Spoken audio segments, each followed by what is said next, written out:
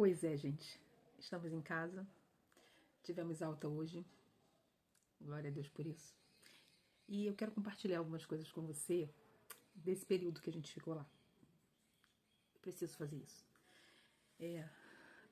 Os médicos já haviam ventilado a possibilidade dessa alta hoje, embora estivessem ainda muito receosos por diagnóstico nenhum ter saído. Bom, mas domingo eu acordei e me deparei com o domingo de Páscoa. Me lembrei que era domingo de Páscoa. Não aquela Páscoa de chocolate que derrete e acaba, sabe? A Páscoa de sangue, que salva e cura. Era essa Páscoa. Essa é a Páscoa que eu conheço, que eu vivo. É a Páscoa que eu comemoro, né? Claro, comendo chocolate, porque é muito bom também. Mas o sentido da Páscoa para mim é esse. É sangue, salvação e cura. E naquele momento, naquele domingo passado, eu comecei a me lembrar, lembrando, né, que era domingo de Páscoa, eu me lembrei de Isaías 53, 4 a 5, que diz que Cristo levou sobre si as nossas dores, as nossas maldições, as nossas transgressões, que o castigo que nos traz a paz estava sobre ele, que pelos seus machucados, pelas suas dores, pelas suas chagas, pelas suas feridas, nós fomos sarados. E naquele momento eu comecei a entender o que era tudo aquilo. Eu comecei pelo menos a tentar entender, a compreender que aquilo que eu estava vivendo e que a Sarinha estava vivendo já tinha sido expiado lá na cruz, sabe? Já tinha sido levado por Jesus. E toda aquela angústia por um diagnóstico, sabe? Tudo aquilo eu coloquei diante de Deus e naquele papo ali, gente, entre pai e filha, Deus me disse assim: filha, eu não preciso de um diagnóstico para curar. E aquilo foi tão claro para mim. Na hora eu me lembrei daquela canção da Sara Beatriz, que diz assim: eu sou Deus antes da medicina, antes de tudo eu já existia. E aí ela fala, né, essa música, que Deus, ele é dono das noites de choro, mas ele também é dono das manhãs de alegria. E aquilo encheu meu coração de uma paz tão grande, que em meio a tudo eu tinha chegado na sexta-feira em casa muito mal, mas encheu meu coração de uma paz tão grande naquele dia. Eu entendi que o tempo do Senhor, ele ia se cumprir, Deus ia fazer alguma coisa, e que essa semana, assim como os médicos tinham ventilado a possibilidade, as médicas, de virmos embora hoje, que hoje nós viríamos embora. Isso ficou bem claro para mim. E a gente foi levando, né? Mas aí o que acontece? Quando chegou ontem, a médica resolveu dar alta para ela. Mas ela teve uma crise na hora, muito feia, muito intensa de dor. E aí, ao invés de alta, a médica passou uns exames, passou mais uma medicação. E aí, claro, né, a alta foi suspensa.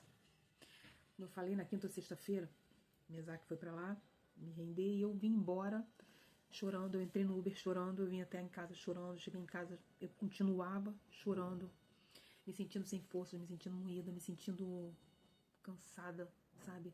Vendo que nada se descobria e alguns enfermeiros, alguns médicos até já não acreditavam mais na Sara. Eles não acreditavam que ela estava sofrendo. E como isso mexeu comigo, sabe? E assim, hoje eu vim chorando de novo. Vim chorando no Uber de novo. Mas de gratidão a Deus. E na minha mente, nesse caminho de lá pra cá, eu fui fazendo um apanhado de tudo, sabe? De quantas vezes eu me tranquei no banheiro daquele quarto de hospital e eu guerreei. E eu não podia gritar, clamar gritando. Mas eu verbalizava sem som. Mas o meu coração e a minha alma gritavam. E eu sei que o Senhor ouviu. E não só Ele. Porque a minha guerra não era contra o Senhor. E quantas vezes ali eu coloquei o diabo no lugar dele. E Deus ministrou tantas coisas comigo. Ele falou tantas coisas acerca do mundo espiritual que eu não posso nem falar aqui, nem colocar aqui, porque o espaço não é para polêmica e eu não quero. Isso é uma coisa entre mim e Deus. Mas eu entrava ali naquele banheiro e eu guerreava. Enquanto a Sara sofria, enquanto a Sara chorava.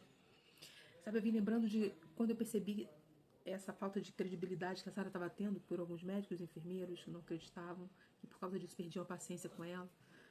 De coisas absurdas que falavam para ela e falavam para nós. Desde dizer para ela que iam colocá-la numa ala psiquiátrica porque não tinha diagnóstico nenhum. Ela ouviu isso, gente. E a médica esperou o Mesaque sair de perto dela e falou isso especificamente para ela. Até a gente ter que brigar para fazer um exame, enfim, foram muitas coisas. Eu vim lembrando de como eu via que ela não tinha mais veias para pegar acesso. Ela pegava e a veia estourava, pegava e a veia estourava. E eu via ela se contorcer de dor e vômitos. E eu não podia fazer nada além de clamar. Eu vim lembrando de quando eu pedi a Deus uma médica que tivesse um olhar dele, sabe? E uma equipe de enfermagem que tivesse o olhar dele. Ele nos deu 2 médicas, as mais atenciosas. Eu pedi uma, mas ele nos deu 2. As mais atenciosas, as mais queridas. Inclusive, a pediatra que acompanha a Sara fora do hospital estava lá. Foi ela que acompanhou a Sara até o final. Que segurança isso trouxe para nós.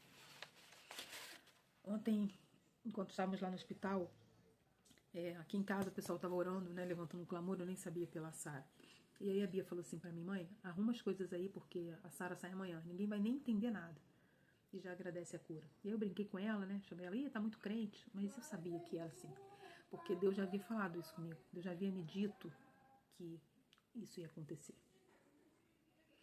E ontem à noite eu comecei a agradecer a Deus pela cura, porque no meu coração Deus falou tão claramente comigo, ele falou assim: filha, você está pedindo para mim, porque você sabe que eu posso fazer. Então, se eu posso, eu sou teu pai, eu vou fazer, pode começar a agradecer. E eu comecei a agradecer ontem. Então hoje, 7 horas da manhã, eu levantei, tomei um banho, coloquei a roupa que eu queria vir embora, fiquei pronta. Falei, eu vou embora com essa roupa, eu vou me aprontar para ir embora. Vou ajeitar toda aqui a mala e vou esperar só a médica passar para dar alta. E foi exatamente o que aconteceu. Queridos, o que a Sara teve? O diagnóstico final, nós não sabemos. Nem sei se a gente vai saber em algum momento, porque até agora todos os exames, a maioria dos exames deu tudo normal, aquilo que deu já foi tratado. E mesmo assim ela continuava com os sintomas. Mas ainda faltam alguns exames. Mas eu não estou nem preocupada com isso, porque, como o Senhor me falou naquele domingo de Páscoa, Ele não precisa de um diagnóstico para curar. Nós precisamos. Porque a gente está sempre querendo ver para crer. Mas, na verdade, o que eu preciso, queridos, é aprender a viver por fé e não por vistas. E o Senhor está me treinando, o Senhor está me forjando. Sei que Deus não dá ponto sem nó. Ele tratou com a gente ali, certamente Ele tratou com pessoas que estiveram ali conosco de alguma forma. Eu quero dizer para você que eu agradeço a Deus pela vida dos meus amigos, dos meus irmãos, até daquelas pessoas que nós nem conhecemos, mas que oraram por nós e que nos amam, que demonstraram esse amor, sabe? E eu quero agradecer a Deus pela vida de vocês, pela intercessão, pelo carinho, pelas palavras de apoio, por perguntar, por contar para os amigos próximos que não sabiam o que estava acontecendo, por mandarem mensagens, coisas que acalentaram demais o nosso coração. Então é isso, estamos em casa. Glória a Deus por isso. Que Deus continue com você e com a tua casa, em nome de Jesus. Obrigada. Deus é bom o tempo